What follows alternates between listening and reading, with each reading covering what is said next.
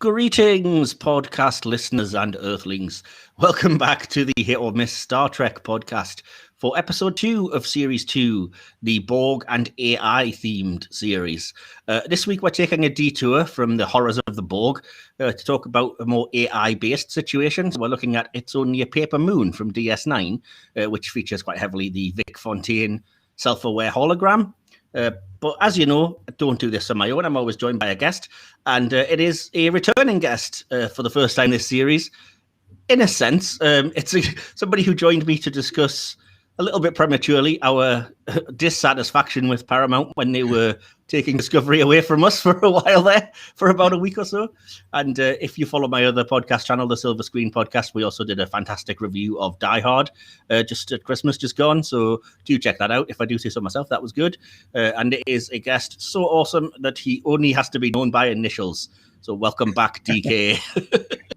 Hello, nice to be back. As I mentioned on Twitter, the universe has a fine sense of irony because out of nowhere today, my USS Nog from the Starships collection arrived. And I was like, wow. I have to be honest, it does look beautiful. A beautiful ship. It does. I mean, I will have a review up by the time this goes out. It'll have been up for a while of the actual ship, and everything about it except the size and price is so gorgeous. But yeah the size and the fact that they've added £10 to the price tag for something so small, it really got the go. Is the ship I currently am piloting in Star Trek Online.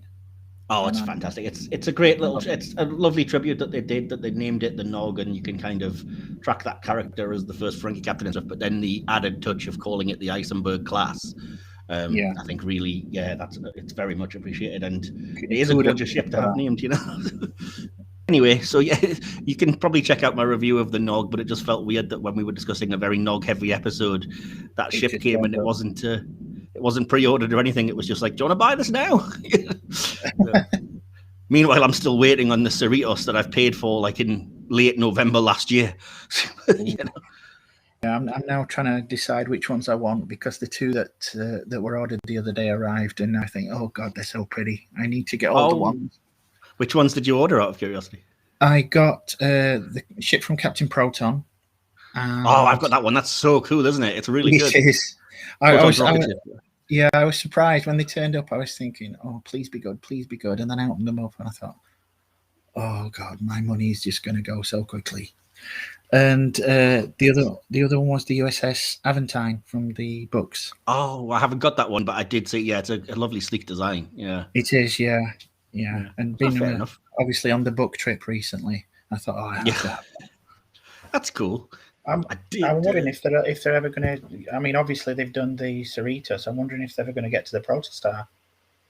They probably will. I mean, I did notice, speaking of, like, I'm still waiting for the Cerritos, but I saw Mike McMahon, the Lower Decks exec producer, he got the prototype of the Cerritos the other day and he was posting it on Twitter. But I know it's the prototype because they have a spelling mistake on it, as the guy pointed out. So I'm still not expecting mine anytime soon. But it was there. And at the same time, he got given the USS Vancouver, which wasn't previously announced. And I was like, oh, that is really lovely looking as well. Like, so if it's an XL, it's going to retail for about 60 quid. So I don't think it's going to be a first day purchase. It might be if it goes on sale, I'll definitely get my hands on it. But yeah. Anyway, enough for me shilling for Eaglemoss. Yeah.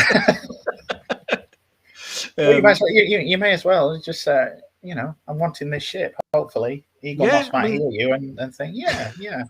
If they want to sponsor me, by all means. Oh, exactly, you're giving them enough publicity. Exactly. But so as you know, if you're a regular listener, this podcast has sections. We get to the review later on. We've got a hit or miss section. As it's only a single episode we're reviewing today, we'll probably do a few more hit or misses between 7 and 10, depending on how the conversation goes and how we offer time.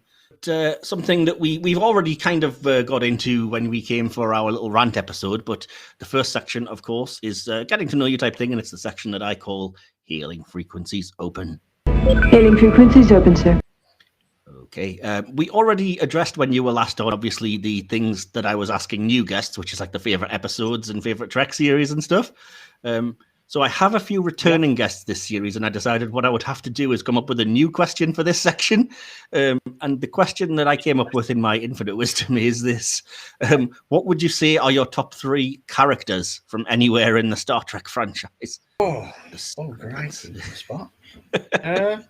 Yeah, I'm not letting people know about these questions in advance because I find they overthink it if you do that. Thank you for that. Top 3 characters. As in just my personal favourites, or the ones I think have made the most impact? Or... It's entirely up to you. I mean, like I said, it's the last time with the episodes, I was like, oh, sometimes things that you would be proud to show somebody as a representative of Trek, or things that you like, personal comfort, characters, favourites, characters that you relate to, absolutely anything. Just who are your sort of 3, or it could be just 3 that you think were written the best or acted the best, even, you know? Number 1, number 1, I'm going to have to go to my stock answer, which is Spock.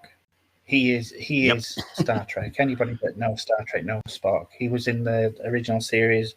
That was the first series I saw. When I was really, really young, my parents have told me this. I actually thought he was the captain. I just thought Kirk was some kind of friend. I thought Spock was the one in command. But yeah, has the air of calm of command for sure. Yeah. Yes, I'm sure things would have worked out quite differently in some scenarios with Spock in the chair. But yeah, he's although I never had the fortune enough to meet him, I was always a great admirer of Leonard Nimoy, and yeah, I just think what he did for the show and for the franchise in general, and obviously he had a bit of a period in his life when he didn't really want to be associated with anymore, but he came back, and I'm so glad he did. Yeah, you just cannot help but love the character. I don't think I've ever met a single Star Trek fan, who I know anyway, that had taken a dislike to Spock. He is, and he Absolutely. Will always be to me the franchise. Yeah, and I mean, talking about Leonard Nimoy as the kind of original and definitive version, he's had such a fascinating life, connected to the character, but like just in general. And so I should probably mention that I never have yet. If anybody hasn't seen the documentary For the Love of Spock, which I think is on Netflix, or it used to be, definitely well worth a watch, well worth your time. So yeah. If you're allowed to toot my own horn, I'm actually in the credits for that. Really? Yeah, I was one of the actors. So wow. Although I've still not got a physical copy, and I'm trying. If anybody knows of a decent physical copy for a decent price, please let me know, because it's like trying to find the proverbial rocking horse. I know the feeling. I'm still looking everywhere for a physical copy of What You Left Behind in a very appropriate DS9 way. But yeah, I've got it digitally on Amazon, but hard copy of it is just proving elusive, unfortunately. Yeah, it's another one. Those two, definitely. Yeah. But going back to the question then, so is there any, obviously the original and the definitive Spock would be Leonard Nimoy, but are you a fan of the other two, or not so much? I am, and I think Peck especially has done a good job, although I could never take to him with a beard. Yeah, I'm with you on both of those counts. Yeah, I'm looking forward to Strange New Worlds, just because I love that. I love the era in which it's set, and the recent material, the promotional material, the poster with the horse and the Enterprise in the background. I think it's just so good. Yeah. The funniest thing that came out of that was just that somebody on Twitter genuinely said, it's against Star Trek's ideology to be a Western. They've changed it too much. And now it's just like, I became the Picard facepalm gif. Yeah, everybody did that. Everybody's like, oh my good grief. Like, that's literally how the show began. Who's never watched Star Trek, who's never listened to a thing about Star Trek, who's never read anything about Star Trek. Again, it's what we were talking about earlier. It's going back to the pretty lights and space battles. Yeah, exactly. Oh, dear me. But anyway, so 2 more characters, if you don't mind, unless you want to just pick all 3 Spocks, I guess. No. I mean, as much as I like Quinto, he doesn't quite ring true for me. He's an excellent portrayal, but he's much more, in my opinion, and I'm sure I'm going to get a lot of hate for this. He's a little too emotional for me. When it comes to I think that's the point, though. That character's been through a lot more without wanting to set spoilers in case people haven't seen the movies, that version of Spock's been through a heck of a lot more. So I think it's definitely. I mean, with Vulcan, but I don't know. He just had the way Quinto plays him. He plays him like Nimoy, but whereas Nimoy can come across with an aura of superiority that comes across well, I think Quinto sometimes comes across as arrogant. That's what I was going to say, and it's a similar complaint that I have. Which is he's more arrogant. Kirk is the arrogant one. Yeah, but see, with me, it's also the fact that Nimoy was never, even when Spock was kind of out of control, you were never really afraid of Nimoy. Spock was always kind of, he was Spock and he was charming and he was there. But Nimoy, perhaps because I watched him in Heroes and American Horror Story playing like really creepy villains, not Nimoy, Quinto. So that watching him as Spock, when Spock loses his temper, I'm like, ooh, this is a little bit too. Exactly. Yeah, I don't when like you see this. him silent and then you see him lose his temper on the bridge, you thought, oh, someone's going to get it. Yeah, exactly. But anyway, so sorry. Anyway, two more characters. I think I'm going to have to go with Picard. I would have said that until the end of Picard, unfortunately. It wasn't your cup of tea then, that one. I just didn't like Picard at all, and I don't like, again, without wanting to spoil it in case people haven't seen it, I don't like what they did with the character at the end of that first series, because it just seems like I don't fully get what they're going for. Maybe it's like an allegory or a metaphor, and I can understand it in that way, but it just seems like, why? It just seems like you're doing stuff for the sake of doing it. Yeah. I thought it was kind of a nice parallel to the denouement of the Data story. Maybe. Kind of tie into that.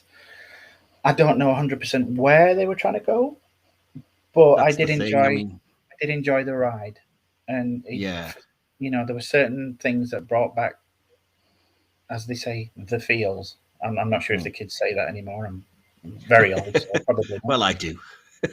Well, that's all right. We're on the same wavelength at least. Exactly. When Next Generation first started, I was one of the few people that didn't take to it. Oh, I loved it from the start. Yeah, and because I'm a huge fan of Kirk, so the captain styles were obviously very different, and I couldn't take to Picard. But that's weird, because I'm wondering if that's the reason that I maybe was different is because I'm the opposite. I never took to Kirk. I was always like, no, this guy's way too much of a jerk, really. You know what I mean? I don't like how cocky he is. Yeah, he was when the Next Generation first started. He wasn't the swashbuckling type. He was too cool. He was too reserved. But as time went on, I found a comfort in that.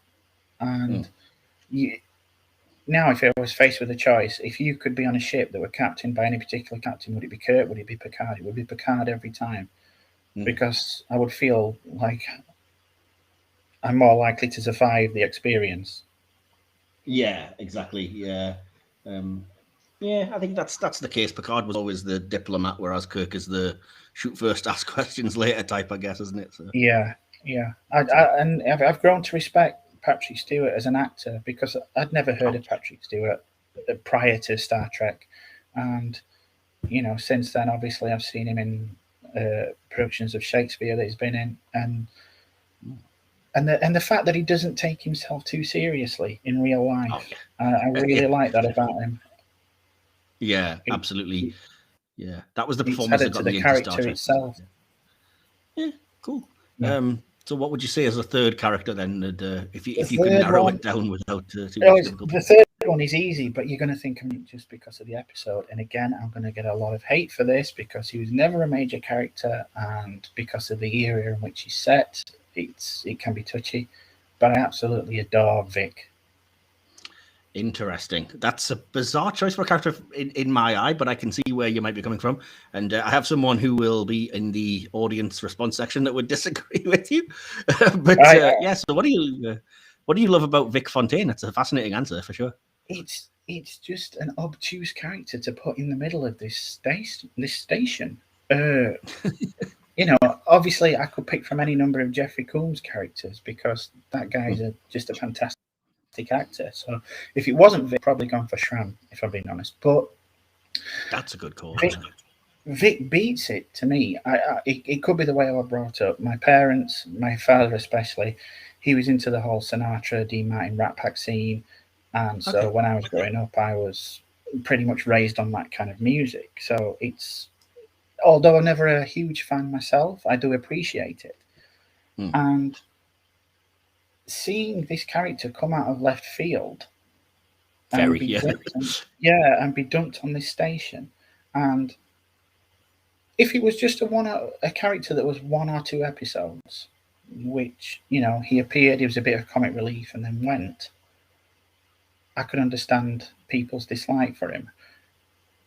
When you come to episodes like the one we're going to be talking about today, I think it revealed a depth to the character that in most other shows you wouldn't necessarily get.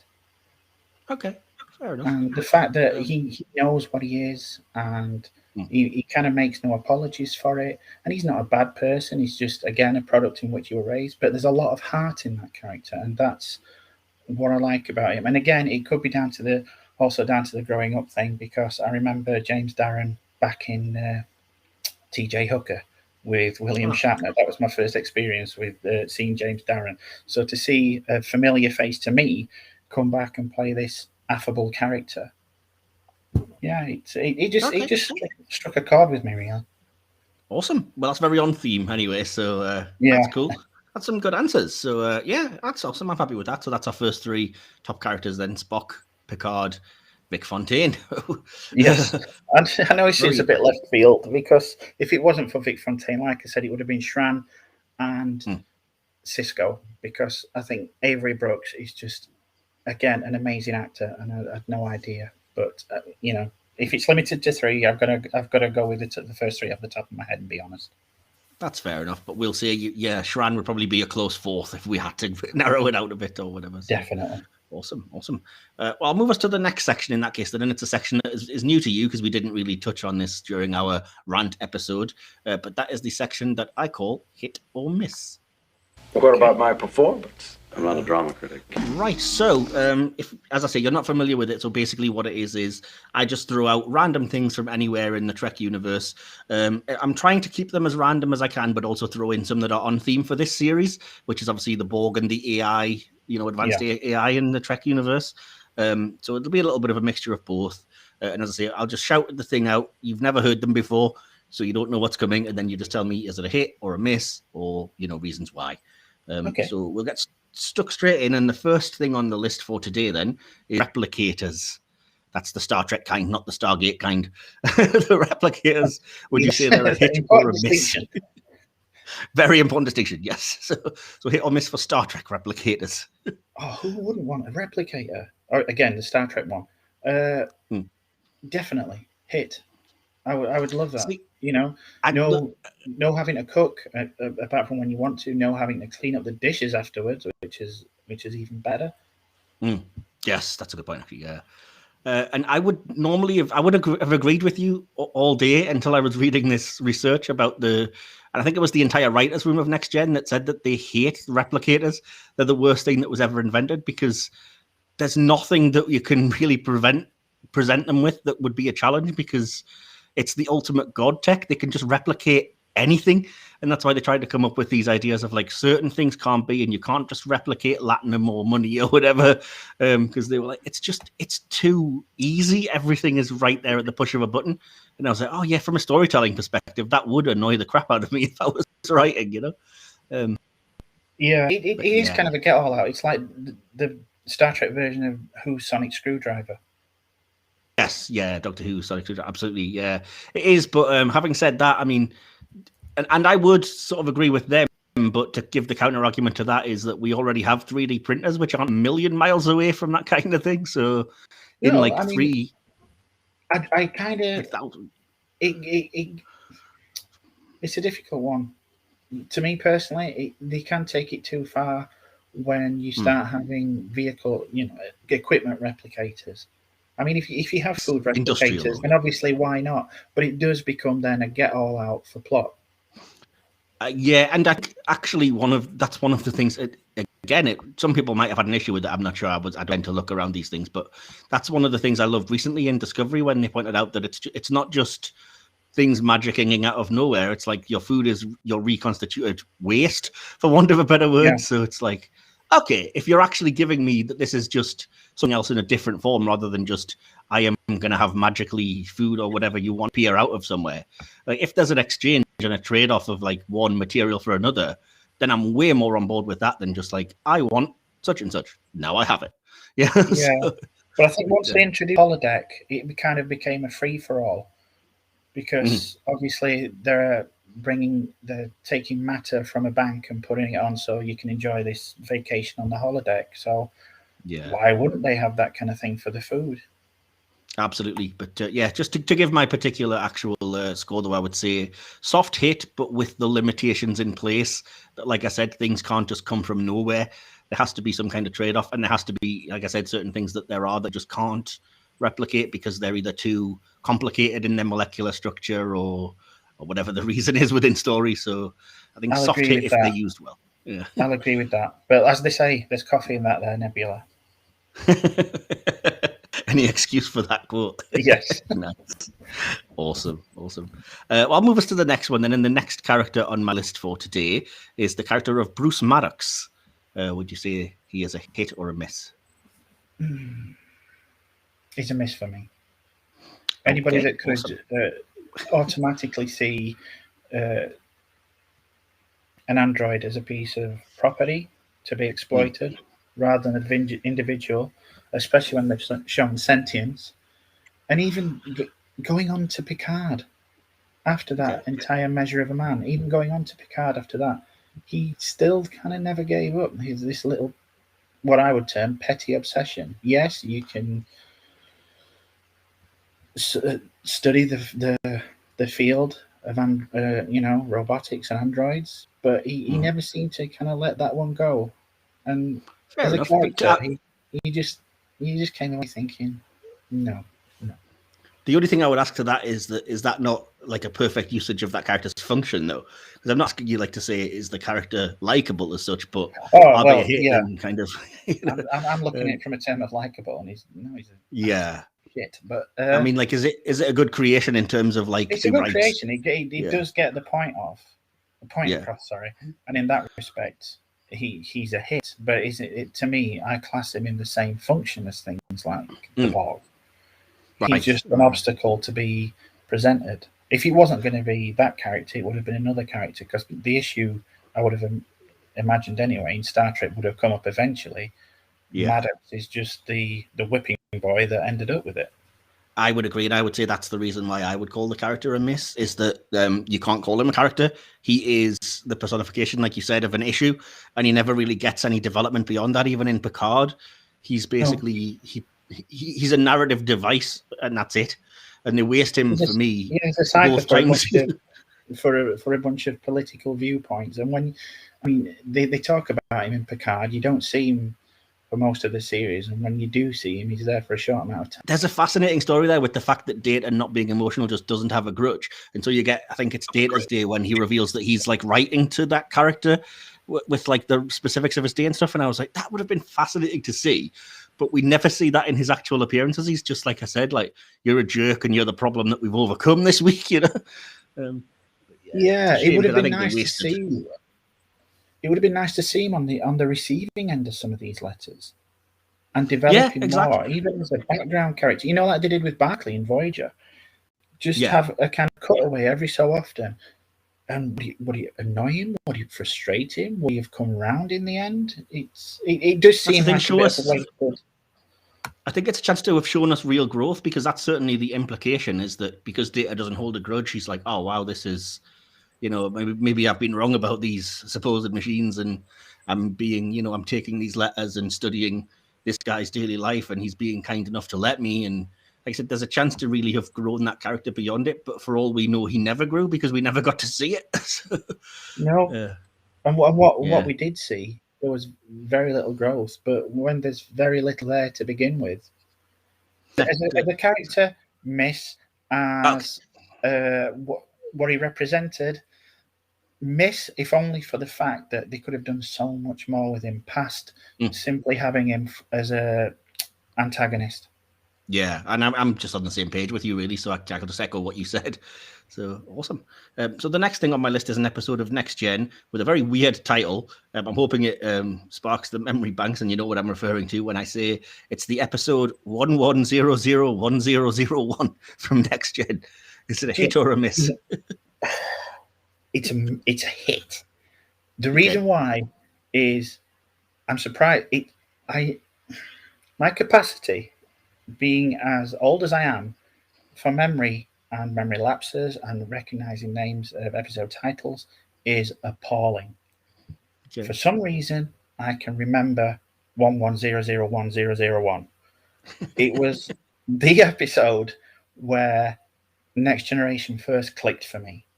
Okay, cool. Encounter at Farpoint, no, it was okay. I wasn't entirely sold. Code of Honor, get in the bin. When it came to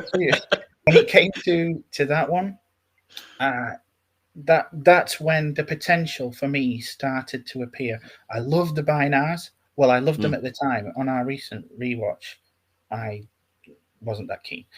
But I think they're another thing that could be developed really well, but it's a shame they've only appeared once, especially having them in an episode with the Borg when they're two sides of that same coin, and it's like they are complete cybernetic integration gone right, and the Borg are the same thing gone wrong. Why have they never been on screen together? It would have been nice to see some binars, say, in Picard.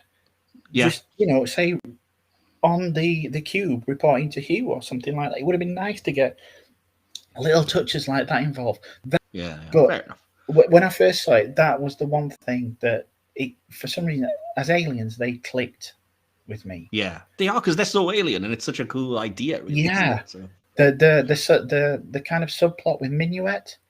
I love that. I can take it or leave it. Yeah, I get what they were trying to do, and I get it's important to the plot. I find that shocking because Minuet's like the original Vic Fontaine in a lot of ways. She is, but I don't know if Jonathan Frakes hadn't settled into his role yet, but it comes across like pure daytime soap opera cheese. Oh, I'm all for it, me. I don't know why. Maybe I'm just an old soppy romantic at heart. But... I like every jazz apart from Dixieland because you can't dance to it. And it came across to me that, as in, yes, you're trying to establish a backstory for Riker, but you're kind of trying a little too hard. Oh, I loved it. But I think I really loved that kind of sci-fi-ish twist at the end, that it was just like without the binars there giving you the advanced tech, the computer couldn't replicate the same thing. And I was like, that's mind-blowing. I was a kid when I first saw that, and I was like, whoa. The like moral and philosophical implications of just that alone are fantastic. Like, but to me, the cheese outweighed any kind of philosophical application, because I get it where they were going for. I get it. I'm actually in pain thinking about it, because it was such a great concept, but the way that Frakes, and forgive me, I'm not sure of the actress's name, played it. I don't recall either. As I say, it just came across like Days of Our Lives. But it could just be down to be them not finding their feet yet, because, as I say, it's in the same season as Code of Honor, so they can pretty much be forgiven for it. So for me, it's a hit. Fair enough. Yeah, that's a hit because, see, I thought I did know that actress's name, and I was right if I'd had the confidence to go for it. Her name's Carolyn McCormick. Best known for her role in Law and Order, apparently. But yeah, never really watched I think because I had a massive crush on that character anyway, and because she looked pretty incredible. I mean, they did a great job with kind of hair and makeup and everything anyway. Now we know where you like it, Mike. It's what I would call Howard the Duck syndrome. It's why I like the movie Howard the Duck. Because of Leah Thompson. You're absolutely right. Yeah. You are not wrong. You see, taste. But no, that central idea was mind-blowing enough anyway, but I had already kind of had developed a very young crush on Carolyn McCormick. But you are right in that perhaps it was a bit of overkill to have them in the kind of, soft lens, jazz bar situation, with the cheesy lines and stuff. But maybe it's because I was really young, so I was very not discerning at the time, but I was like, this is what romance is. Yeah, well, I mean, at the time I was crikey. I was a teen, so to me that entire thing was just, you know what it's like when you're a teen and you just, oh my god, no. I was probably about like 10 or 11 when I first saw it, so I was at the age probably I was just discovering girls, and I was like, ooh, what's this about? It was 87, wasn't it?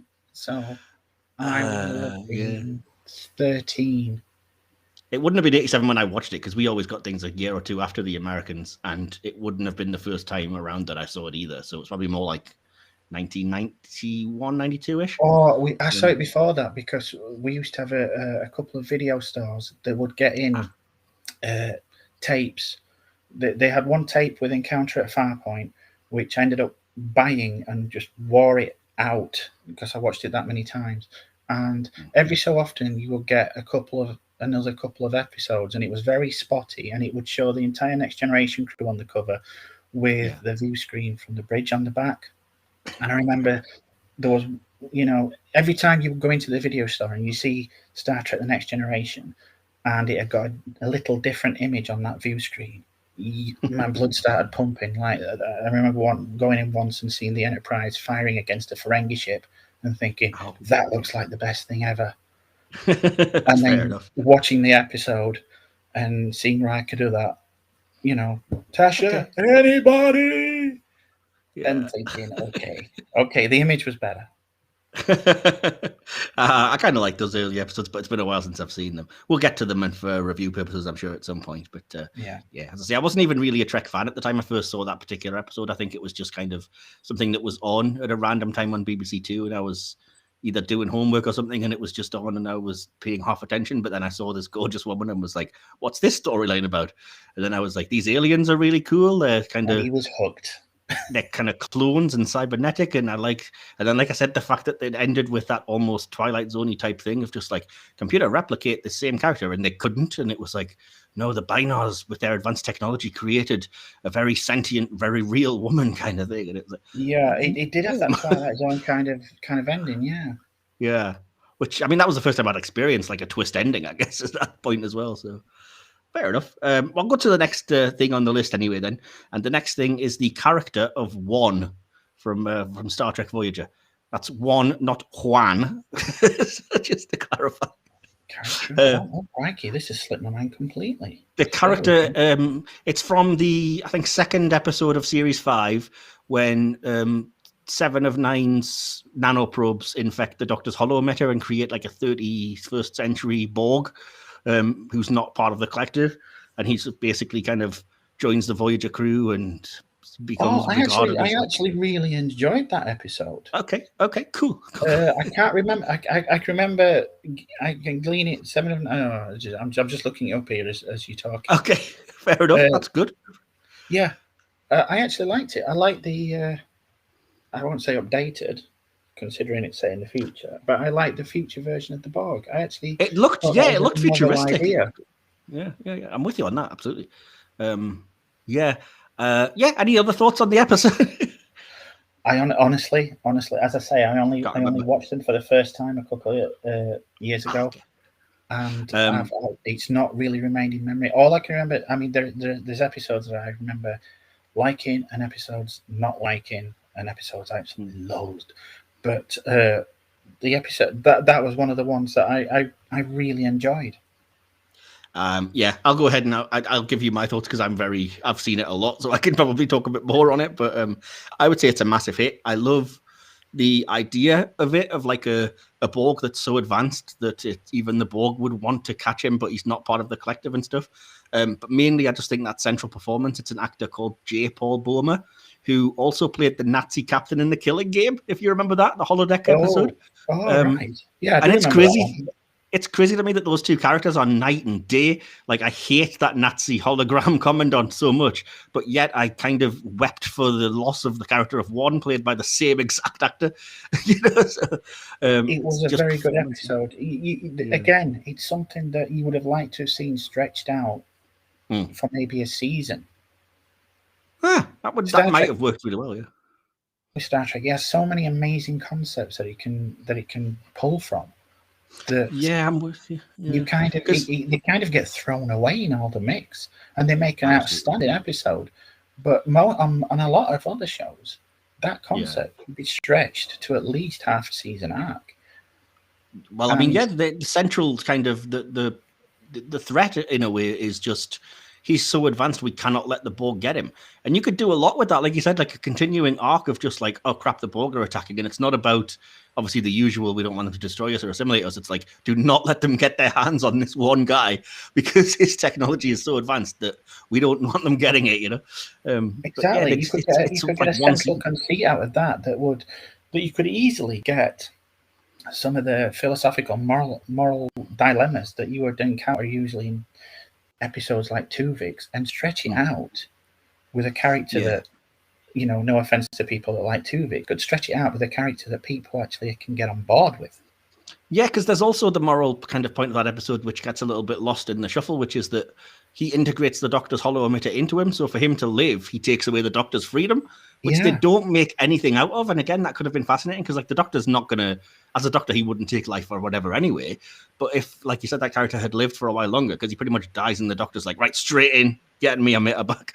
But if he'd had to actually face like this character's life is taking away my freedom, I'm limited to being in one place because this guy exists. There's huge potential for stories exactly.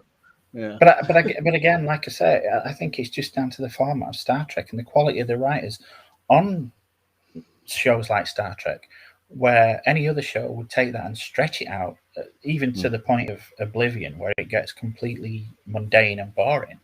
And you just get these amazing concepts, and they're just hit after hit after hit, and they're just used up and thrown away after one episode because they're on to the next thing. That's fair enough. Awesome. And that's the other thing, it's a massive hit because even with that in mind, it does manage to get all of that in and the central performance. And I always just remember the moment at the end when he's kind of beamed back, but he's so severely damaged because he's basically sacrificed himself to destroy an attacking Borg sphere. And 7 of 9 just sort of says something like, I wouldn't know how to go on without you. I feel in pain. And he just says something like, you will adapt. And I was like, oh, 3 words that just broke my heart. You know? And again, go on, sorry. Yeah, the fact that does that to a known character, because 7 of 9 rarely got a chance to show that level of emotional growth. So because it's like her son, I guess, in a way, she gets the chance to really experience that loss. And like for the first time, I don't know what to do with myself because I'm feeling a flood of actual emotions as opposed to just annoyance that I'm not an individual now. Yeah, you've made me want to watch that episode now. Like I said, when you first brought it up, I couldn't really remember it, but it's brought back memories of it. And I'm thinking, I really want to watch that again. Well, I'm going to move to the next thing on the list then for today. And we've kind of already touched on this a little bit, but I'm curious, any more thoughts on it? And it's just simply holodecks. Would you say they're a hit or a miss? I think they're a hit. I think, again, they can be used in extremely silly scenarios. After the amount of trouble that the holodeck gave the Enterprise in Next Generation, why they weren't discontinued across Starfleet, I have no idea. I remember reading somewhere, and I wish I could remember who it was because it was so true, that the holodeck was invented because it gave them something other than the transporter to malfunction. And I was like, yes, you're absolutely right. If it wasn't the transporter, it was the holodeck. You know? That's fair enough. You would think that if it, you'd think they would start to set limits on it. As a concept, it's fantastic. And when I first saw Encounter at Farpoint, I was blown away by it. Yeah, I think, like I said, I would say the same as I did with replicators, in that it depends on the actual writer is using it well, and that there are limitations in place. In that, you can't. Obviously, you shouldn't really have characters leaving the confines of the holodeck, unless you get into like future characters like holographic Doctor or holographic Janeway or even Vic Fontaine, who are like quite sentient. But if it's just basically like a 3D interactive TV show, I guess that concept is fantastic, and there's no reason why we wouldn't have that in the future because we're almost there. If you think of like virtual reality and stuff, so I think massive hit is just an extrapolation of technology. And again, I mean, the original series was notorious for it, but in the 80s, we wouldn't have an idea that things would develop to the level they have now, and yet, to my mind, we're almost at holodeck. So we are, yeah. It would be great to have that. Yeah. It would, and like I said, as long as you don't, like, obviously you would always have safety protocols on. Why do they have such a thing as safety protocols? Just leave them always on. Don't let them be turned off, because that's so stupid. Do you know what I mean? Yeah. I don't mean to skip ahead, but it goes back to the scene in It's Only a Paper Moon, where they're pretty much lambasting Julian for his different kind of holodeck program. But you would. You would be doing all that. Would. If I was there, I would be begging Miles and Julian if I could join him on their, the RAF bombing and at the Alamo. And it's not that removed from what we do now. There's no way that nobody's watching the James Bond films dispassionately as like, yes, we will examine the artistic merits. You want to be part of that story. Yes. And having a go at Julian like, oh, that stupid secret agent program, don't pretend you wouldn't love it. Every one of you would have. Hey, and everybody's just ripping them to bits. And I love that scene. Yeah, it's about the only bit of like real levity, I think, and humor in the episode. But yeah, it's great. It is. We'll get to it though. We will. I'm going to do one more then because we've talked a lot, but it's always good. We've got a lot of Star Trek thoughts and opinions. The last thing for the hit or miss for today is a personal favorite ship of mine and another one that I've bought from Eaglemoss. Again, sponsor me. And I don't know if you'll know what I'm referring to when I say this. It's the ship called the Merchantman from Star Trek 3. Oh. I had such a crush on that ship. I did too. That's why I bought it, and the model is so good. when I saw Star Trek 3, at that point, you'd not seen that many different varieties of ships. You'd seen your Klingon ships, and you'd seen your Federation ships. You'd seen the Romulan ones, but you'd just seen a couple of them back in the original series. But in the movies, when it came to that, it was such a nice little design. I mean, obviously, it was so nice they used it so many times after. But it was such a beautiful little ship. And at the time, I ended up getting. I don't know if you ever bother with role playing games or strategy games.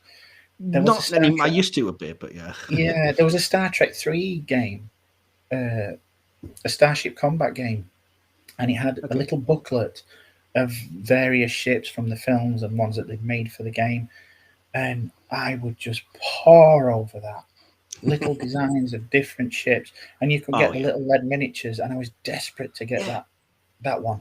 So, I'm kind of envious that you got that. Eaglemoss, if you're listening, if you want to send me one, I don't mind. I thoroughly recommend that model because it's one of the ones that you rarely get that's almost entirely metallic, so it's quite heavy and it's got some weight to it. And it looks so good. It's definitely a hit for me. I love the design of that ship. It's so. This is not just me then. No, it's so subtle, but it's just spot on. Hit. Awesome. The only thing that confused me when I got the model is that I wasn't sure if they maybe turned it backwards from how it was originally supposed to be, because it has what looks like guns on the sort of tips of the wings, for want of a better word, but they're facing backwards.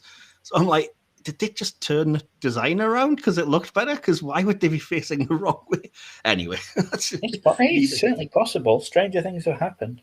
Oh, yeah. I mean, the Shenzhou was supposed to be the other way around, but they just flipped it upside down for Discovery. And then you flip it upside down and you get the Shepherd class. It's the same ship. See, I didn't know that. Yeah, it's amazing. When you have the models, you can do these things, you see. But, I've got this image now of you just sat in cross-legged on a carpet with all your ships going pew-pew. It's not too far from the truth.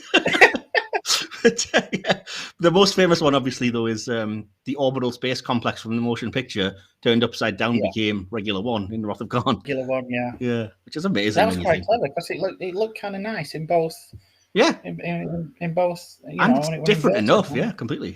Yeah. Awesome. That's cool. Well, obviously, as I said, I love the Merchantman. I love the model of it. Now that I have it, it was the first kind of non-Starfleet ship that I really fell in love with, and was like, this just looks cool. The profile of it, the design, the design in Trek 3, because that was really the first time that we saw the Bird of Prey. When you look at what that film gave us, and people criticize the film, which is unfair anyway, in my opinion, because it's a good film. But without that film, that gave us the Oberth class, the Excelsior class, the Klingon Bird of Prey, the Merchantman. Just the design alone in that film. They hit it out of the park. And I know it looked as kind of cheap cousin to Wrath of Khan. But it's enjoyable. It's fun. It has some amazing scenes. It has some amazing lines. Oh, I love it. And it's not perfect by any stretch of the imagination, but I think it's been very unfairly misaligned in the years since. I agree. Awesome.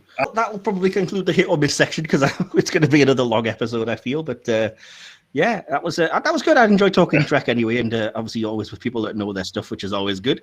Yeah, but as I say, we will get into the episode review, and we will begin our analysis. Spock, analysis. And yeah, this week we're looking at, as has been mentioned a few times, the Deep Space Nine episode, It's Only a Paper Moon, which fits into our overall theme because of the very unique AI nature of Vic Fontaine as a kind of sentient, self-aware hologram. But it's also just an excuse to talk about an episode that also deals with big, important other issues involving the character of Nog. So as I did last week, if you have listened to that, I just wanted to start off with a couple of fast facts about the episode itself. So there's less of them for this episode. And the biggest thing to note about this episode is that it started life years before it was actually brought to fruition as an idea for a money-saving episode, which was going to take place entirely at Quark's Bar and just have it be, I think they said it was a Bajoran holiday and everything else was closed. So it was just going to be a couple of the regulars in Quark's in that one set, which eventually developed into, now it's going to be the Holo Suite, but we're going to do 3 stories. And one of them was going to be this Nog dealing with the loss of his leg story. But in the development of that storyline, they realized that that was overpowering the 2 more kind of light-hearted stories and that they had enough to make an entire episode out of just that. So fascinating that it started life completely different. And then, like I said, it wasn't supposed to, because they said it's unusual in that it's an episode that focuses entirely on 2 guest stars. They're not main characters. It's a chance for kind of James Darren and Aaron Eisenberg, the late great, to shine in this episode. But yeah, it's cool. And yeah, a few other things that I just wanted to note about it. After the episode aired, Aaron Eisenberg was contacted by combat veterans who told him his performance was very true to life and complimented him. I would probably second that, even though I don't have the experience to say that really, but I can certainly see how that would have been the case. According to Ronald Moore, this is one of his favorite episodes that he worked on. The director, Anson Williams, described the episode as a top 5 episode of the series, and it was selected by the authors of Star Trek, The Book of Lists, as one of the best DS9 episodes. And the final little bit of nerdy trivia for the episode is, although it's speculative, it's possible that this is when the events of Star Trek Insurrection happens, because Worf appears very fleetingly in the first scene and then doesn't appear for a couple of episodes. So it's probably why he's away. Yeah. So yeah. Awesome. So any thoughts on those facts and bits and pieces then, DK? Yeah, I remember reading about the Everybody Comes to Quarks.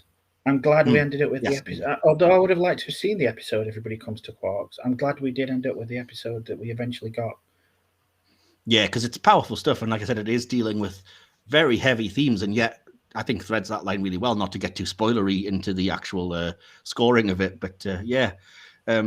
So as you know, because we did our kind of diehard review, I'm just going to go through the episode kind of piece by piece chronologically and discuss some things. If there's anything I've skipped over or you want to kind of talk about anything in more detail, just chime in and I'll let you do that, obviously. Okay.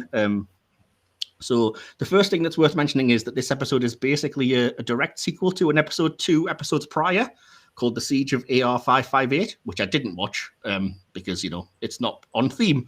But you have to basically understand, I think, what happened in that episode, which is it was an epic kind of ground assault between Starfleet and the Jem'Hadar, and it culminated in Nog basically having to lose his leg because he'd been hit by a mine or something. So that had happened already. Yeah. Let me just have a look here.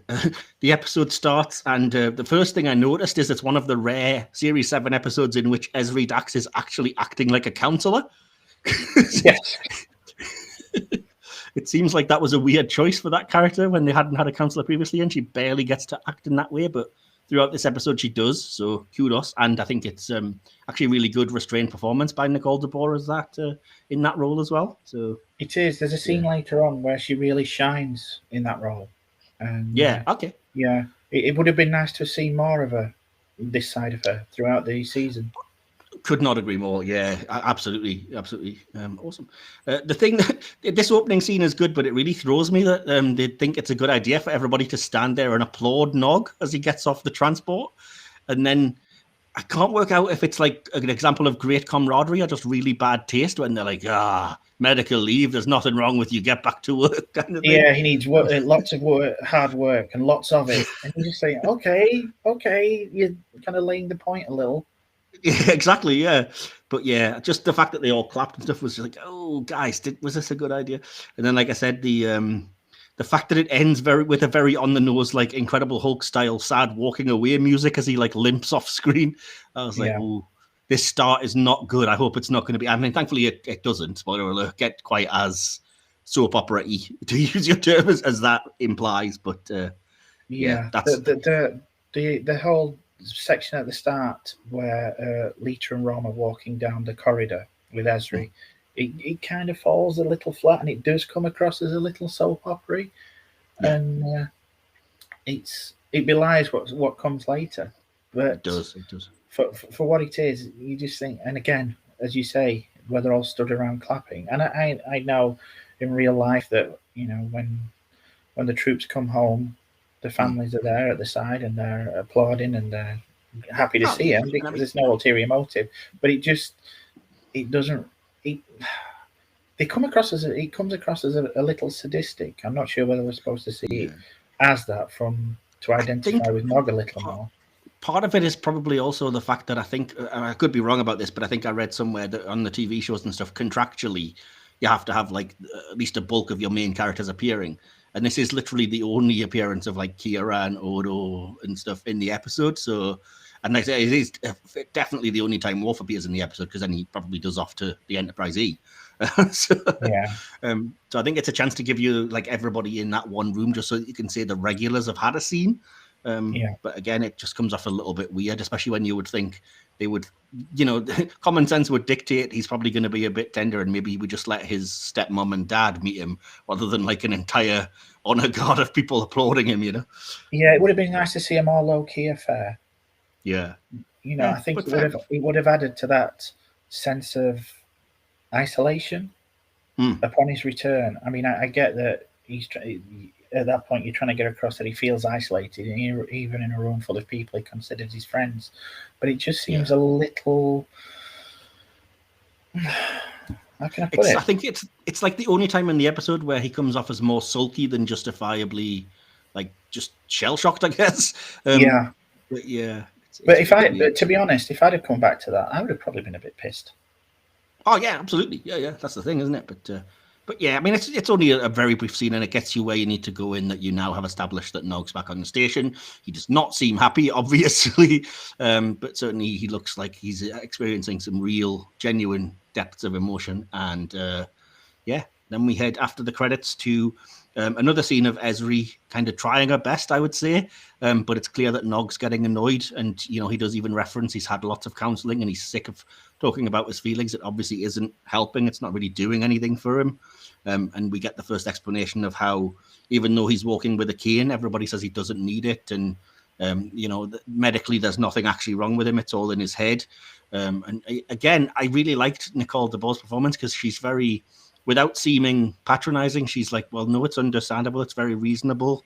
If you, anything that you think that I can help to guide you or whatever, that would be great. But in the end, he's not having it, unfortunately. So yeah, I can sympathise with both points of view in this. I've not suffered combat trauma or anything like that. No. But I do suffer myself from depression. So being in the situation where Nog is undergoing counselling and having you can get the feeling that you are being trapped, and you are, how can I put this? You just want to be left alone. Yeah, it's exactly what he says. You get sick of repeating the same thing over and over again, because the implication is that obviously Ezri isn't the counsellor that he's been dealing with, and he's probably had to have maybe 2 or 3, and talking about the same thing over and over again when he knows that it's not going to end with a positive result, for want of a better way to put it, is annoying. It's frustrating. People are trying to help, but it can come across as imposing Yes, exactly. And like you say, it's like I don't want to have to explain this all to you again because I've done it 2 or 3 times, and here we still are. So it's not going to matter in the end anyway. So just leave me alone, kind of thing. Which again, very true to life and very well acted, I think. So yeah. And yeah, that's when Nog sort of heads off to the bedroom for the first time and plays "I'll Be Seeing You" on a kind of futuristic record player. Which I really love that scene because it's very relatable. I think we've all been, at the very least, even if we don't suffer from sort of mental issues and things, we've all been angsty teenagers who have went to our room and put on like a record. Probably wasn't an old kind of an old swing record, but yeah. But yeah, this is such a nitpick, but the only thing that bugs me is that Nog sits rigidly on his bed, fully clothed. He never gets under the covers, and he's never not dressed in any of these scenes. I'm like, you're in bed, dude. Get comfy. Yeah, you would. I'd just be lying there with the blankets over my head. Yeah, exactly. But anyway, that's such a nitpick. But yeah, I do kind of. They do have a scene of explaining that he's kind of just. Despite what we see, he is actually sleeping for too long and the counseling isn't working and people are getting worried about him. So it's good that they're addressing that people care, which should be obvious, but it's nice that we at least get a little scene of people talking about that. And I do like that, like Jake obviously gets annoyed because I forgot that he and Nog lived together for a while before the episode. But until he comes in and says, will you stop playing this thing? Yeah, but I do like it's relatable as well that Jake gets annoyed and he's like, he's the first person to really cut through the BS and be like, look, I understand, I sympathize with you, but if you play that song again, you know, I try to get some rest. And then it's interesting to me on a big level that it's Jake that gives him the central idea of the episode, because he's the one that's like, if you want to hear the song again, go rent a holosuite. And that's what prompts everything that follows. Yeah. So yeah, again, Trek sort of good writing in that way, in my opinion. Yeah. The next scene I noticed because it was very stylistic, but it was also pretty harrowing because it's when Nog has decided to go to the holosuite and you track him very slowly through the station, which is surprising in like a 45-minute episode that it's taking the time to track him like walking the corridors and into the lift and stuff. Yeah. But it's also, it peppers this with flashbacks to the siege of AR-558.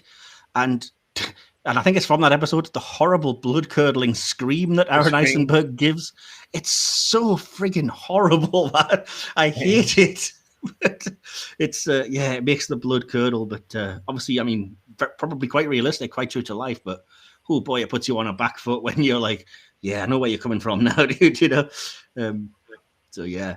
Obviously, I think this episode shows just how good, well, obviously that scene was from the previous one, but that one and this one, it showcases just how good an actor he was. Oh, completely. And I mean, it only gets better. And when we get to the scenes later, I'm sure I will mention knocking it out of the park in certain areas. But yeah, good throughout. But anyway, so then we get our...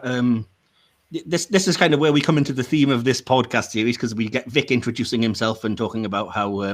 oh, you're Rom's kid. He's very proud of you. You're the soldier and stuff, showing that he's not just, you know, he doesn't just think he's a kind of crooner from the 50s and 60s or whatever. He's aware of things on the station and knows that he's like a 24th century hologram, but still fits in those parameters, which is, again, fascinating in a lot of ways. And then, yeah, the fact that Nog requests the tune and says, we get the official explanation now that he says it's helped him once when he was unhappy. To which Vic says, well, what more could you ask from a song? And then we get, I'm not sure how to describe this. It is kind of a flashback to AR-558, but it never appeared in that episode. But it's a flashback where he's lying on the trauma bed and the song's it's playing. A flashback to what's like just after that when he's on the trauma bed, and that's when he first heard "I'll Be Seeing You," and it obviously must have helped him in some way to get through the trauma of Julian telling him he was going to lose his leg and everything. But it was good that we got an explanation for that, and I really loved that. I've been wondering at that point, why is he listening to this song in particular? Yeah, and again, it's very relatable as somebody who has in the past suffered depression and stuff. I have had that thing where you latch onto just a certain song and you do just play it over and over again, and you're like, it was the last time I felt anything, and it was just a question of I just wanted to feel something, and it helped me get through it. And you play it to death, and then you get really sick of it, the way that, you know, Vic says he's done 15 different arrangements of the same song or whatever. But yeah, I do think that was cool. But again, I do like as well the little humorous joke that Vic says, "Oh, let me guess, it was Julian that played it for you. If that guy was my agent, I'd be bigger than Elvis." Yeah. Who? Yeah, exactly. Yeah. Oh dear. But yeah, I was trying to at this point decipher like what the point of the song, not the point, but what the meaning behind it was, and I was like, is it saying that he's listening to it all the time because he's lost in the trauma? But no, because he's clearly enjoying it. So maybe he's lost in the coping mechanism of just like, well, I felt something here, so I'm just going to repeat this in the hope that it'll spark something. But yeah, it's still brilliant. I mean, like I said, in this kind of kooky science fiction version of Las Vegas, it's an unusual level of depth for me. So, yeah. I like that Vic is the character that straight up asks about the leg for the first time. He'd never beat around the bush because, again, for a character that's not real, for want of a nicer way to put that, he's like, is it? Does it still hurt? People say it's in the head, but Vic still does believe that he needs a cane, even though we later find out he doesn't. But he's nice enough to humor him without seeming like he's taking the mick. He's completely sympathetic, and this is the episode. Going back to this is the episode that sold me on Vic. He's forthright and he's honest, and he's also incredibly sympathetic. It's that at this point, even though they're trying to help him through his trauma, you don't necessarily see that viewpoint from any of the regular cast members. Yeah, completely. And it does take Vic, like you said, to really get to the key point. So it's good. Yeah, and then as I said, the key actual bit of dialogue I wrote down here because it basically sums up the episode, which is Nog just saying, "I don't want to go back to my life," and then asking, can he stay here in the suite in the hotel within the Hollow Suite? Which it's key that Vic is self-aware enough to be like, "Oh yeah, I guess," but it's not. It's just a Hollow Suite. It's not a real room, but you're welcome to stay with me, kind of thing. Yeah. So yeah, the next scene you've already mentioned because you've said it was a rare bit of levity in this episode when they're having the meeting about Nog kind of losing himself in the Hollow Suite, and they all start taking the mick out of Julian. Yeah. They mentioned, what is it? At least it's not that ridiculous Viking program or the Alamo program. It is nice to see that kind of camaraderie. There's something in here that really bugs me, though, and it's because it's like the third time in the episode already when Ezri's like, I think the best thing we can do is wait. And I'm like, you are the worst counselor. You know what I mean? Is that your answer to everything? Yes. But to be honest, like then later on, I think she kind of twigs that she's not been that great herself anyway. Yeah. Because, I mean, I get it. You don't want to push or whatever anyway, but the fact is, he arrived at the station and she said, well, we should wait. He was sleeping all day. Well, we should just wait. He's now locked himself basically in the Hollow Suite in a fantasy world. Well, we should just wait. I was like, Ezri, is your answer to everything just wait? Do you know what I mean? It's just one step. Like, he's in one of the pylons. He's got 25 hostages and a gun. Just wait. I think we should wait, Captain. I think the situation will just play itself out. Be fine. It really is, though. Anyway, but yeah, so obviously they mentioned that there is kind of precedent for this because on medical leave, Nog can choose whichever rehab facility he wants, and if he wants it to be the Hollow Suite, fair enough, which explains why he's allowed to do it, I guess. And on a more pragmatic level, we do get that funny scene where Quark asks who's paying for all the Hollow Suite time, and then on Sisko's look just goes, well, I guess I am. And Sisko's fantastically sarcastic, Sisko-y responsive, and very generous in his view too. I like it. But, yeah. So then, obviously, it is nice as well that I think, as much as I criticise Ezri just then, she does kind of still take a more leading role in Nog's recovery. So she does go to Vic and say, do you have any ideas to wean him off the stick? And again, Vic plays his cards close to his chest, but there's something going on there, which again is incredible for a supposed fake person hologram. And then obviously he goes back to his room and sees that Nog is watching Shane, which I found fascinating because again, this is so almost out of place, but yet such a brilliant discussion when he's like, it's unrealistic. He was just shot a moment ago and now he's walking around like everything's fine.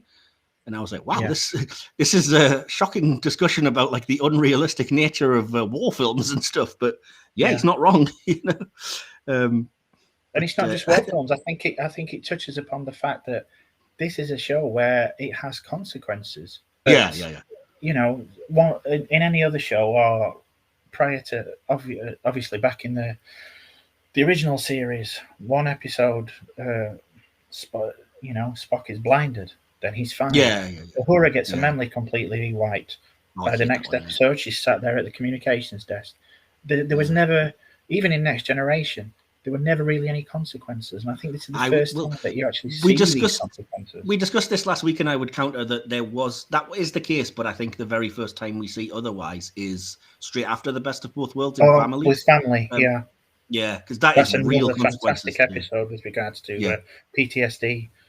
Completely, yeah, absolutely. I probably should have put it on the list, but again, Best of Both Worlds 1 and 2 took 2 hours, so having another episode tagged on would have took a bit longer. But,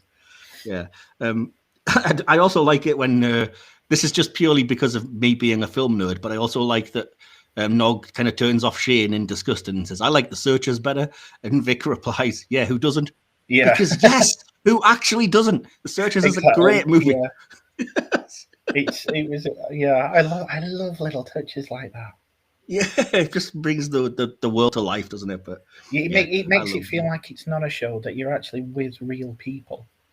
Yeah. The next thing that interested me, because again, I was kind of looking at it with one eye on the kind of advanced AI part of the podcast, and it was like, Vic explains that even though he knows that everything's fake, it's real to him. So he still thinks he has these money issues, and he can't cancel his gig because performing is his life. It's what he does. So he's kind of got that going on even within, he doesn't have the existential crisis of what's the point? None of it's real. It's like, look, this is what I live for. I do it. It's cool. And again, there's a huge kind of philosophical discussion, I guess, to be had there, that you could potentially be like, wow, is that like, are we a little bit like that in that we get our patterns and established points of life and just think, no, it's what we do and we could break out of it, but we don't, kind of thing? Definitely. Or maybe I'm just getting too deep. Yeah. I would say he's every bit as self-aware as, say, the medical program, the EMH and Voyager. Yeah. Definitely. And to a lot of extent, he obviously far surpasses, in my opinion, at least anyway, Moriarty, simply because to Moriarty it was a shock. Vic just takes it in his stride. That's exactly my point. Yeah, he's like, I know that the 24th century is out there, but this is my world, and it means a lot to me. But as you said, Moriarty was just like, this is insane. What is this sorcery kind of thing? Yeah. So he was never able to accept the reality of life, I guess. So unless holosuite programming, I mean, obviously, there are things later on that kind of discuss this, but unless holosuite programming has come a long way since Moriarty in those several years, it does also invite questions that are never actually asked in DS9 about, like, why would anybody effectively create life by having such a sentient, self-aware hologram? Like, surely the moral implications there are very iffy. That's like cloning your own like pet or your own sort of play buddy or whatever. Now it's alive. What do you do with it? Yeah. But I think it works in the terms of Vic, because unlike someone like, if you took the spoilers for anybody who's not seen Picard, but if you took the ending of Picard and took that technology back to Moriarty would have broke their arm off to get hold of that technology so he could live his life outside the holodeck. I think if Vic was presented with that kind of technology, he wouldn't be interested anyway. No, and we will get into that, because that's really key, I think, at the very end of the episode, and it's what I absolutely love about it and about the kind of that character. But we're not quite there yet, but I do want to definitely touch on that. But where we are now is that Vic basically gives a new stylish Errol Flynn cane to Nog, which he loves. I don't personally love that it's got a little built-in lighter, because, we had a discussion about things that wouldn't get past kind of standards and practices nowadays. Nog lighting women's cigarettes in the holodeck is a little bit, hang on, But I do like the little line from Vic, though, which signals that he does know what's going on, where he mentions that the cane's fragile, so do not put your whole weight on it, as if he's trying to get him to, refrain. Absolutely. And Nog actually literally admits then, oh, well, to be honest, I don't need to put my whole weight on it. Which is, it's so key. And it's subtle enough that you might not realize it, but at the same time, it's the key to everything that carries on from there. So I love it. And And again, shout out to just how good a performer James Darren is, because I didn't see it when he was when I was talking about I'll Be Seeing You, but now he starts singing, what's it called? I Got the World on a String, I believe is the title. And just a regular night at the club. When Jake walks in with his date, I could never get her name for whatever reason. I just didn't want to stick in my brain. So. Kesha. Okay, thank you. Because it just didn't want to go in my brain. But yeah, I love that we get a little bit of like a snippet of what Vic's life is, because he has like even patter on stage. He's telling like little jokes, and is it something like, "Oh, thanks, you were so much applause. That's what you get for packing the place with relatives," you know? So, yeah. But yeah, obviously we get in here that the key point of this scene is that Nog kind of has a bit of a chip on his shoulder, and he thinks that Kesha is like staring at him and feeling just sorry for him and stuff. One thing that stood out to me here is that when Kesha is trying to be nice, and bless her, she really is, when she says, "Oh, it's you're going to be Starfleet's first Ferengi captain," and he's just like, "We'll see." And I'm like, wow, looking back at that now that we know he was, it got me almost teary-eyed. I was like, oh, that character actually did make it through in the end, you know? He does, this is the scene where he does like lash out and attack Jake, you know, and again, I love that Vic has the kind of presence of mind to immediately kick Nog out for it. Like, you've crossed a line here. This is not acceptable kind of thing. I do like that angle, because I'm not sure, you know, when you first watch it, you automatically think he's just going to have a friendly word with Jake and get him to go. But no, he comes down on Nog. And I think that helps begin the process of Nog actually facing what he's becoming. Yes, exactly. But I think it's also needed, like, in that regard. Like, I'm not a therapist or whatever, but I think that little bit of tough love after the character has been a little bit more unreasonable, let's be honest. And I was surprised at the Kesha character that she's like, "Oh, it's all my fault. I shouldn't have been staring." And I was like, "No, you did nothing wrong, love." No. Do you know what I mean? But yeah. I think, you know, obviously Vic had been coddling Nog, for want of a better word, and then to see him act like this and thinking, this is not going to stand. You just cannot keep doing this when people are trying to be nice to you.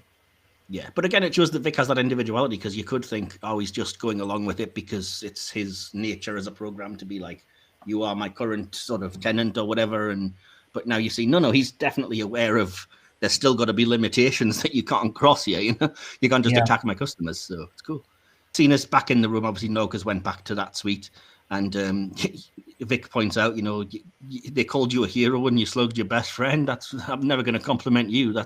You've got to look at the ludicrous nature of the situation, which I'm glad he kind of tried to drum into him as well. And again, this is really key. That's when you first get Vic mentioning he's never been tired before, because the program's never run this long and he's never actually put in a full day. But he has work to do, keeping his books in order now and everything, and he's living that like spend with other people, and it's absolutely. It's kind of a wake-up call for both of them. Oh, completely. But I love this scene because it's also it's so kind of realist and yet absurd that it's got that almost bit of humor in it, because he says like, "Oh, I need to get the books in order before Uncle Sam comes down on me." Nog's response is, "That sounds like my uncle," which, as we know, is Quark. So, that's one. And then he says, "Oh, are you any good at bookkeeping?" I'm a Ferengi in my blood. What kind of computer you've got? And he hands him a pencil and then just goes, "It's 1962. What do you want from me, man?" But then the fact that this little kind of back and forth, almost humorous scene ends with Nog literally saying, because Vic's like, "Well, if you're going to help, I'm going to go to sleep." And he says, "Vic, do you dream?" And then Vic just says goodnight to him. And I was like, that's a huge question, and you're not even addressing it beyond that. I love that. I love that whole thing.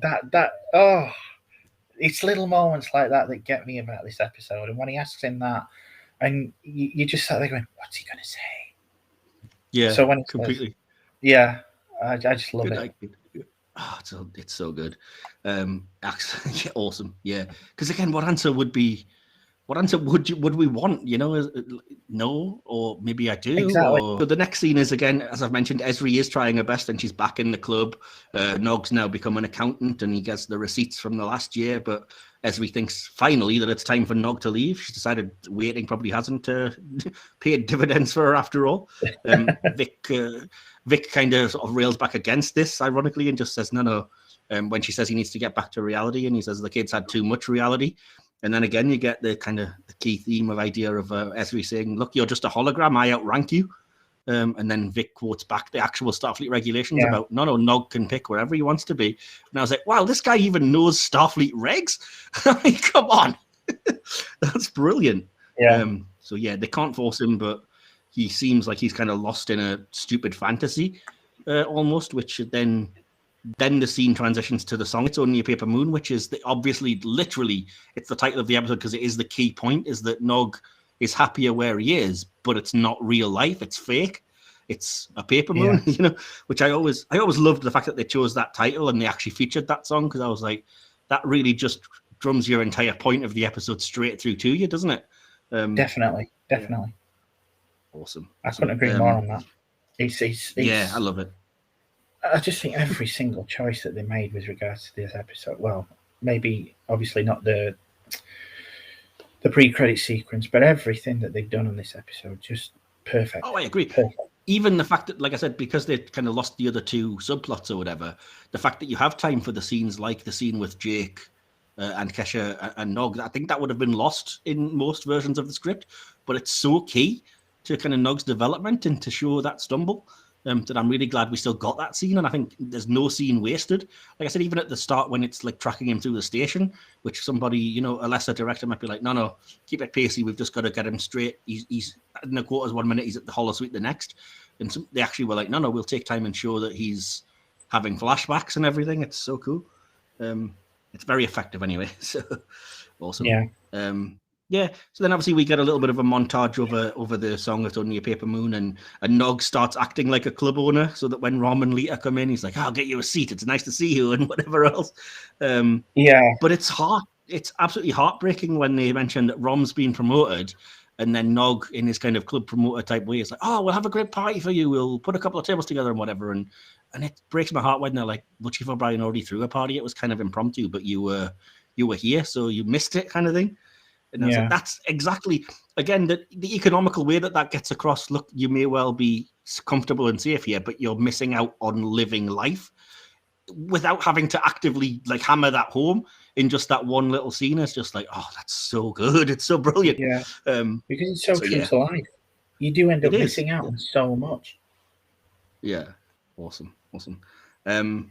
Yeah, and again, the next moment you get is Ezri again coming back, because she kind of now wonders if Vic's still talking to her, and says he obviously did need a bit of time, and Vic sort of saying, look, because he's kind of getting into the fantasy of it all and running this club. I even saw him running upstairs to meet somebody to talk about this new casino idea the other day and stuff. So he does seem like he's a new man, and this is, again, it's fascinating to me that Vic has kind of lost himself there as well, because he's like, oh, I'm going to introduce him to Sammy because we're friends. And then Ezri's like, oh, I see you're playing this close to your chest, but you're going to get Sammy to convince him to leave. And you can see it in Vic's mind. He's like, oh, crap, I got caught up in this, and I'm not doing what's best for the kid, Yeah, at that point, I think Vic realizes he's gone from just being a kind of comfort to Nog to realize he's actually become an enabler.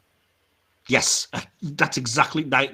I could not have put that better, and I wouldn't have written that, but that's exactly right. Absolutely exact words I would use. He realizes the kind of with horror that it's like, oh crap, I'm enabling, and even though this is my world, it's not his, kind of thing. Awesome. Yeah. And then again, the fact that he has to listen to Ezri say to him, well, of course, what are you going to have him live out the rest of his life in a holosuite?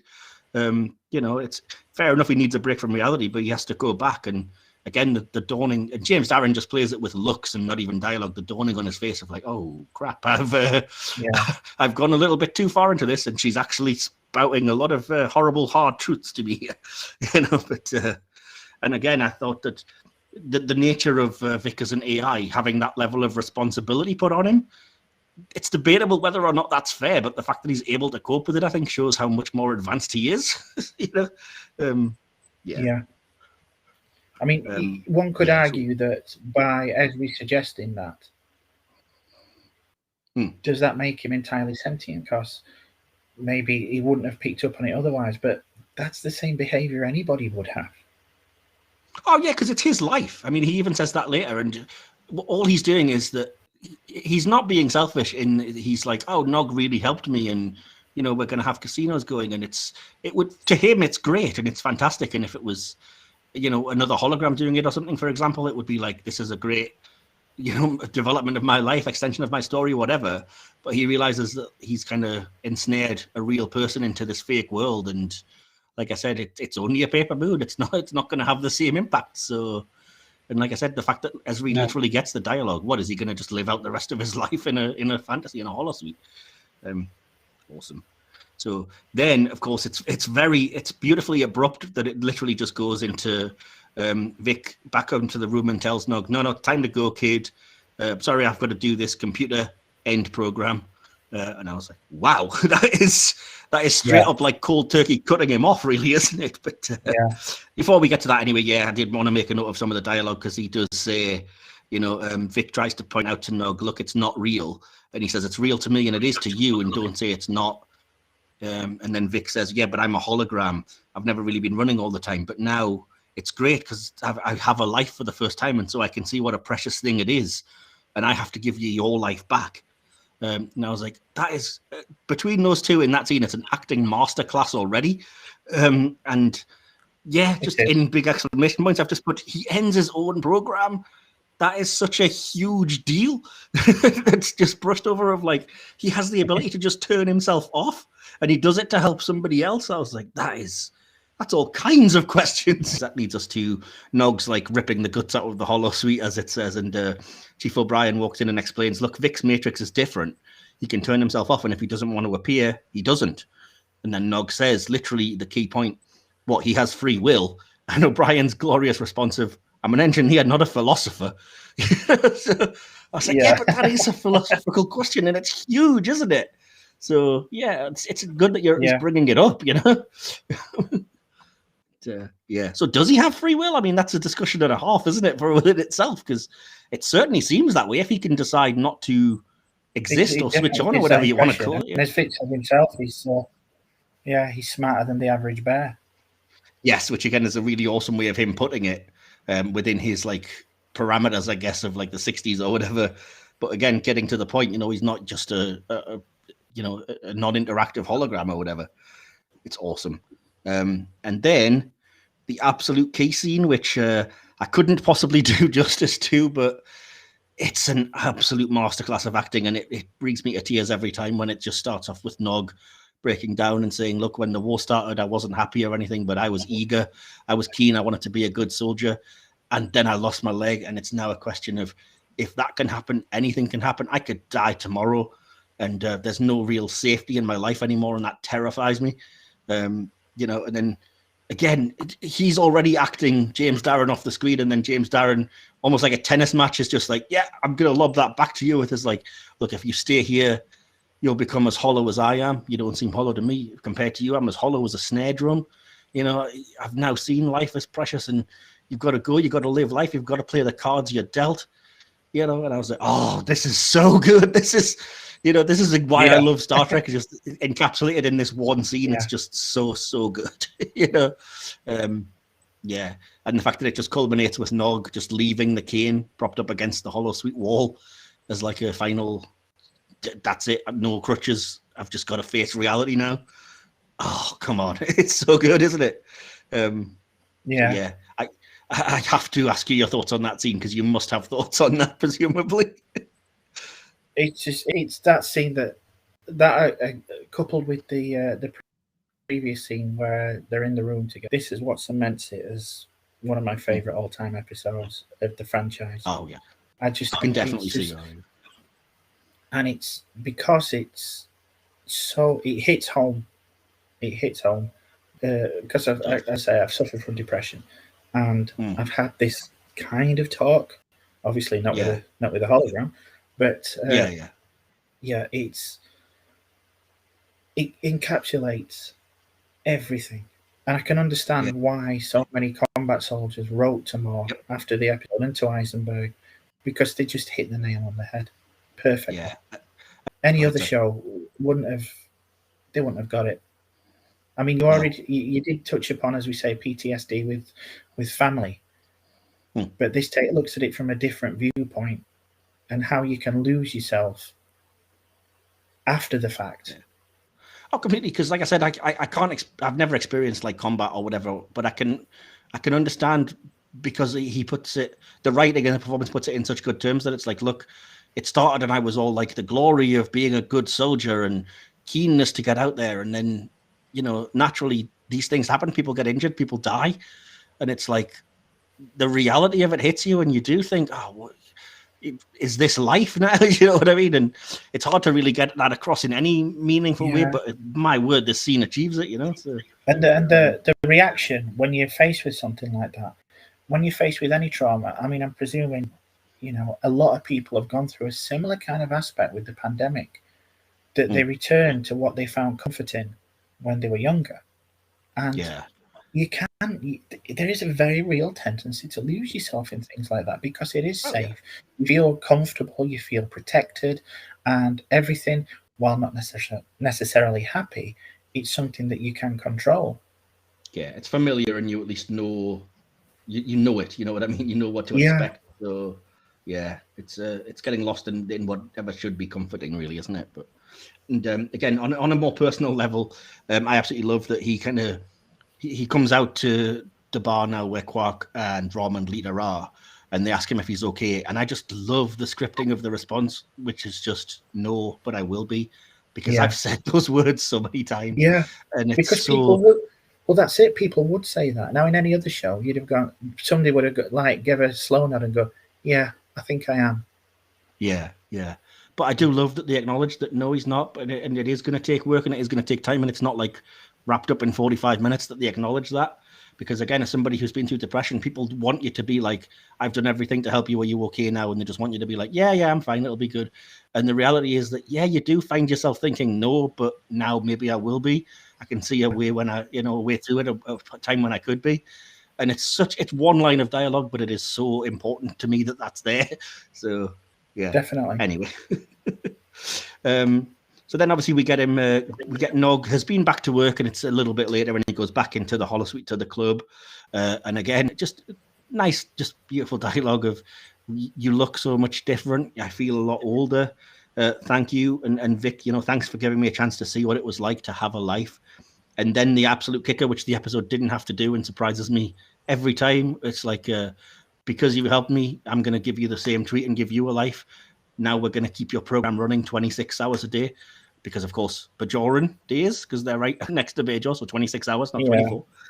Bit of a nerdy deep dive, but yeah. So, they're going to keep them running basically all the time.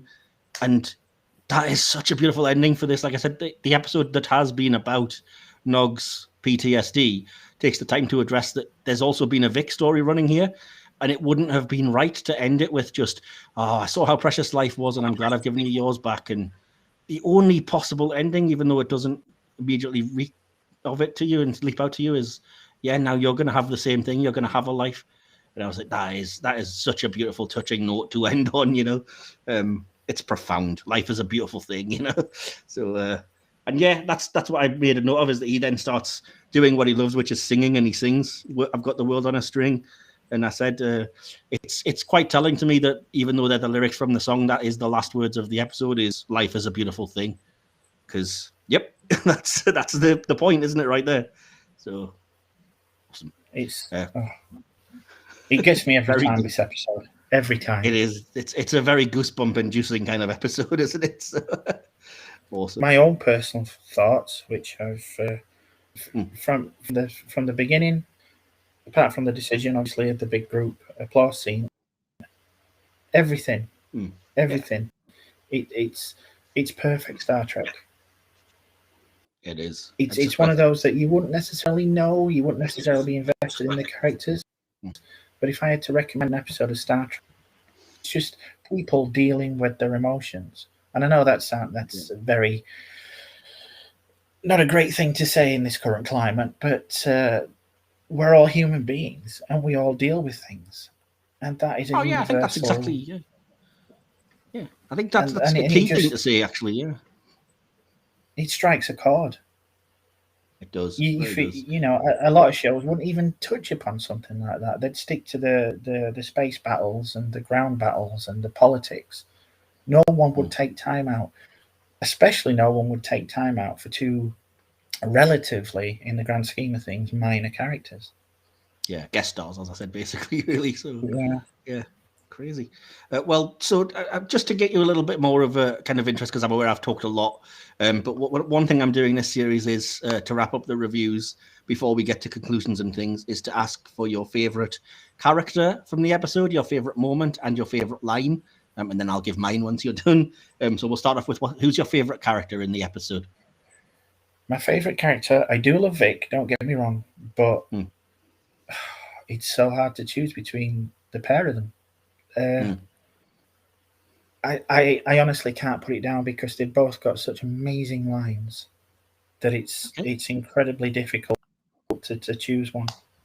Okay, fair enough. If that's okay, No, it's cool. I honestly can't choose between the pair of them. That's fair enough. I certainly understand that, and I think what I put is that I would say Nog just clinches it over Vic for me, because even when Nog's being a bit of a jerk, it's relatable and it's understandable. And I can't relate to Vic in quite the same way because I'm not like an aging 60s crooner, you know. But certainly, I'm with you. I mean, it's those two, of course, it is, isn't it? But I would give Nog the very slight edge for relatability. But I stand with your decision to have them both there completely. So awesome. And what's your favorite moment in the episode?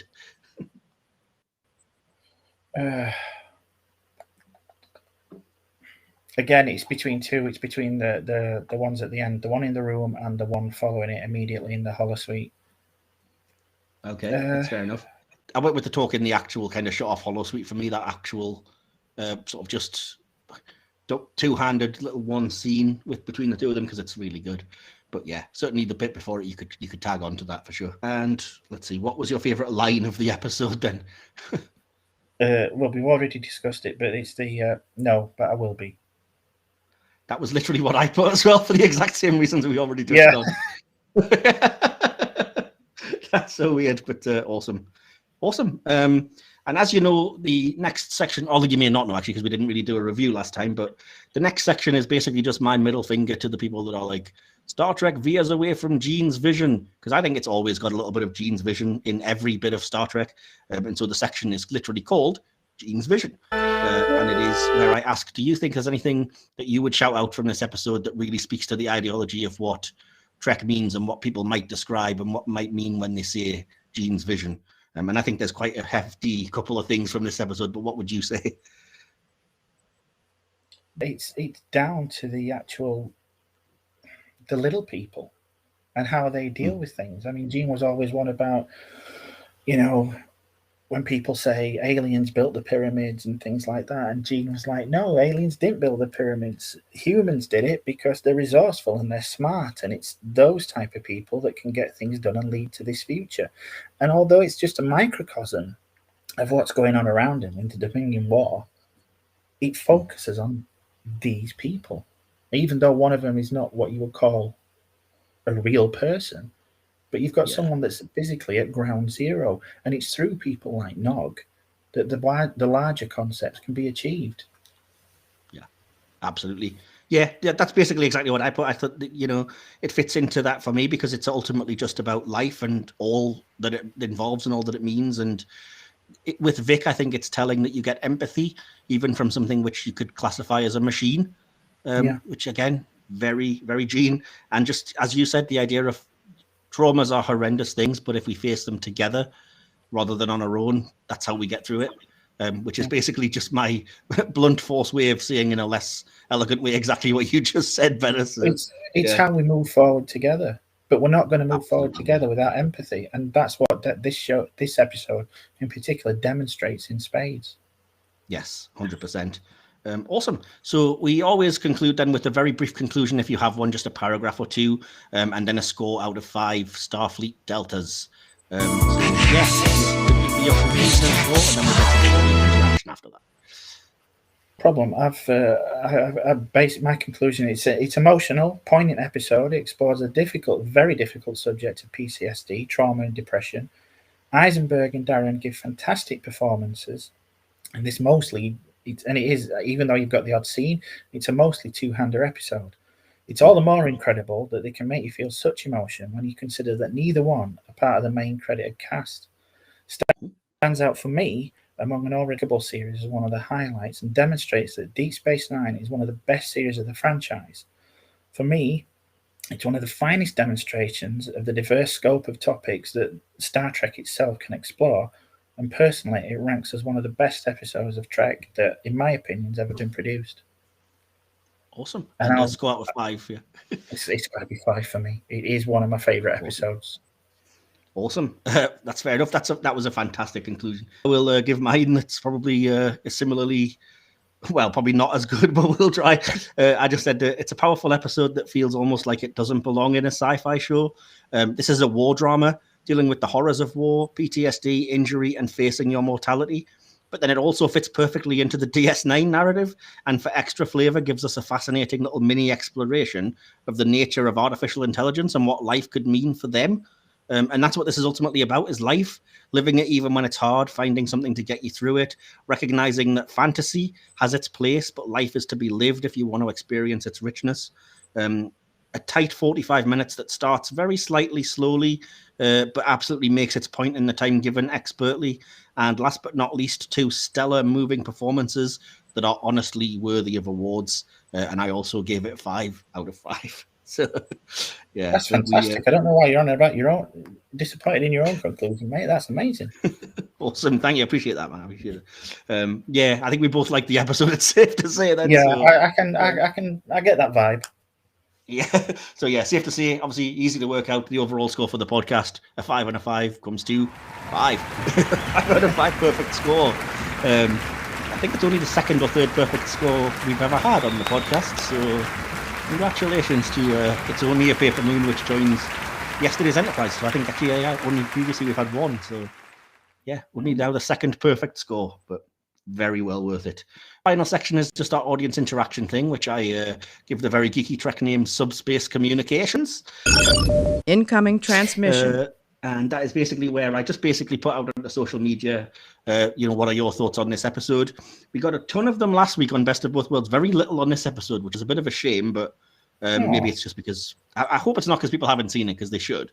But I will give a shout out to the people who have given their thoughts and then see what they've said. So first of all, Max Ingram at Sleeping Logs Die says, I think it's wonderful, one of my favorites.